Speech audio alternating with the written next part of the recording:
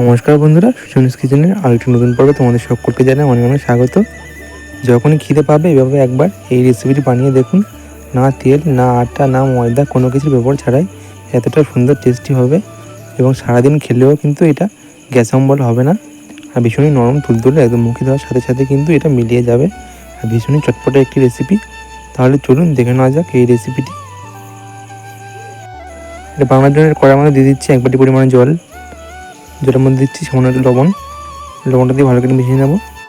জলটা যখন ফুটতে শুরু করবে তখন দিয়ে দেবো 1 বাটি পরিমাণে সুজিটি দিয়ে ভালো করে একটু মিশিয়ে নেবো নেড়েচেড়ে। তো এই সুজির মধ্যে যে জলটা আছে সেই জলটা পুরো শুকিয়ে নিতে হবে, দেখতে পাচ্ছি একটু শুকনো করে নিয়েছি। তো এবার এটা কিছুক্ষণ ঠান্ডা করে নেবো একটু। তো এটাকে ঠান্ডা করে একটা প্লেটে নামিয়ে নিয়েছি। হাতের সাহায্যে ভালো করে এটা ম্যাশ করে নেবো, একদম স্মুথ করে এটাকে মেখে নিতে হবে, যেন কোনো সুজির ডেটা ভাব না থাকে। একদমই স্মুথ করে এটাকে মেখে নিতে হবে। দেখতে পাচ্ছ 2 থেকে 3 মিনিট সময় ধরে ভালো করে এটা মেখে নিয়েছি। তারপর এখান থেকে অল্প অল্প করে নিয়ে এভাবে দুয়ারে তালুর সাহায্যে লম্বা করে নেব ছোটো ছোটো করে। তো এরকম ছোটো ছোটো করে সবগুলোই বানিয়ে নেব। আর দেখতে পাচ্ছ বানানো কতটা সহজ, ভীষণই ইজি। তো এভাবে প্রত্যেকটা আমি বানিয়ে নেব।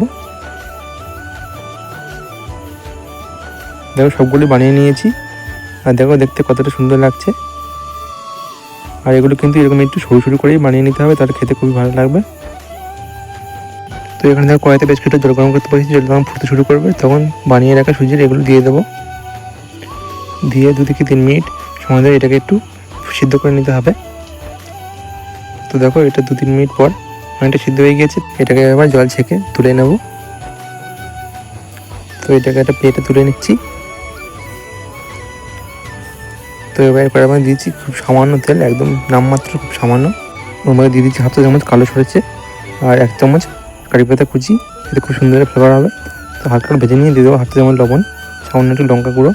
তো আবার ভালো করে ভেজে নেব। এবার দিয়ে দেবো 2 টেবিল চামচ টমেটো সস। আবার একটু ভালো মিশিয়ে নিয়ে সেই বানিয়ে রাখা সুজির আঙুলগুলো দিয়ে দেবো। ভালো করে একটু নেড়ে মিশিয়ে নেব। তো 3-4 মিনিট ধরে এটাকে একটু হালকা করে ভেজে নিয়েছি, দেখতে পাচ্ছ। তো এবার গ্যাসের ফ্লেমটা অফ করে দিচ্ছি। তো এই রেসিপিটি খেতে কিন্তু ভীষণই চটপটা হয়। তো অবশ্যই বাড়িতে বানাবেন। আর দেখে নিশ্চয়ই বুঝতে পারছেন যে কতটা সুন্দর হয়েছে, ভীষণই টেস্টি হয় খেতে। তো অবশ্যই একবার বাড়িতে বানাবেন। বাচ্চা থেকে বড় সবাই খুবই পছন্দ করবে। তো ভীষণই হেলদি একটি জলখাবার। তো যখনই খেতে পাবে এভাবে একবার বাড়িতে বানিয়ে দেখবেন, আশা করছি ভালো লাগবে। এবং এটা খেলে কিন্তু কোনো গ্যাস অম্বল হবে না। আর দেখতে পাচ্ছ কতটা সফট হয়েছে, একদমই নরম তুলতুলে হয়েছে। মুখে দেওয়ার সাথে সাথে কিন্তু এটা মিলিয়ে যাবে। ভীষণই চটপটা একটি নাস্তা। তো আজকে এই রেসিপিটি কীরকম লাগলো কমেন্ট করে জানাতে ভুলবেন না। আর যদি রেসিপিটি ভালো লাগে প্লিজ চ্যানেলটি সাবস্ক্রাইব করে পাশে থাকবেন। তো আজকের মতো ভিডিওটা এখানে শেষ করেছি। আবার দেখা হবে নতুন কোনো রেসিপির সাথে। এতক্ষণ আমার সাথে থাকার জন্য সকলকে জানাই অসংখ্য ধন্যবাদ।